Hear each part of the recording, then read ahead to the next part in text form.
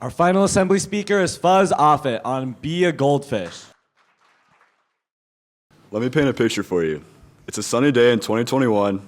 You just got out of your dreaded day of online classes filled with doing push-ups on your bedroom floor to popcorn reading the awful book Animal Farm to your 8th grade English class. You sit down on your couch and turn on the TV. All of a sudden, you stumble across one of the new shows you haven't binged already, Ted Lasso. The story of an American football coach shipped halfway across the world to coach a sport he knows nothing about. To coach a struggling soccer team who had less wins than the 2023 Blake hockey team, only bringing to the squad a positive attitude to a team full of young, ego-filled soccer players.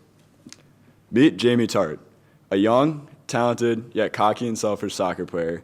And now meet Edwin, another young and talented soccer player who is brought to the struggling AFC Richmond as a part of the rebuild, but is yet to adapt to the style and flow that English soccer had brought. In one of Ted's first practices with the team, Jamie does a bunch of fancy moves that resulted in Edwin looking like he'd never played the sport before. Jamie immediately turned around and started talking trash to him in every way imaginable. Edwin got up and ran over to Coach Lasso to apologize to him, and he responds with one of the most influential phrases I've ever heard in my life: "Be a goldfish." Now, you might be wondering, Fuzz, that is so stupid. Why would anybody want to be a goldfish?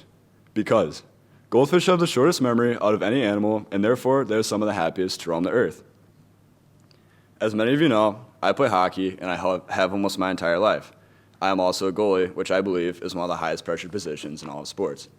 At first, I fell in love with the pressure. The reward of winning a big game amounts to almost no other. But the gut punch of losing 9-0 against the number 2 ranked team in the state in front of numerous scouts hurt more than almost anything.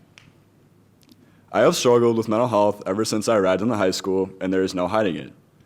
I used to think that hockey was my sweet escape from reality, and as I got older and the stakes got higher, I could not have been more wrong. My sophomore year, I didn't make varsity, and I thought it was just because my coaches didn't like me, when in reality, there were 2 goalies who were older and better than me. I sulked about it for weeks, and it was always in the back of my mind throughout the entire season, and my junior year, again, wasn't much better. I went into the season expecting myself to carry my team in almost every game, and again, I could not have been more wrong. 2 wins, 156 goals against, 24 losses. We lost our first 13 games of the season. I lost all confidence I had left before even the halfway mark of the season. It got to the point where in the spring before my senior year, I had seriously contemplated quitting the sport I had once loved. I hated hockey, something that I had given all my energy to almost my entire life, all my hard work in the summers, the 6 a.m. morning, or the late night practices, just for it to treat me like this in return. It affected my mental health more than I cared to admit. I became a bad teammate, friend, and family member, all because I couldn't simply just forget about it and move on. I believe one of the main reasons one can gain mental health struggles is by either dwelling too much on the past or pondering on the future.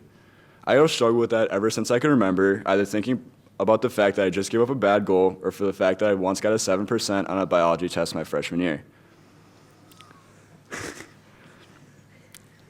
In the spring of my junior year, my mental health got so bad that I decided to see a therapist.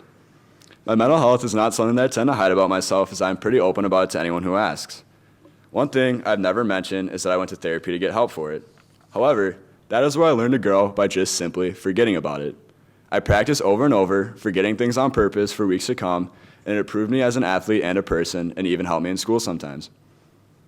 In a 2015 article written by Zara Berstrom of the University of Cambridge, she said, quote, "Forgetting and getting over things enables us to make sense of the world by clearing a path to the thoughts that are truly valuable," end quote.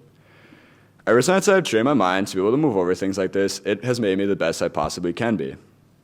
Now, I'm not saying that forgetting everything fixes it all. Don't shove everything deep down just to never look at it again.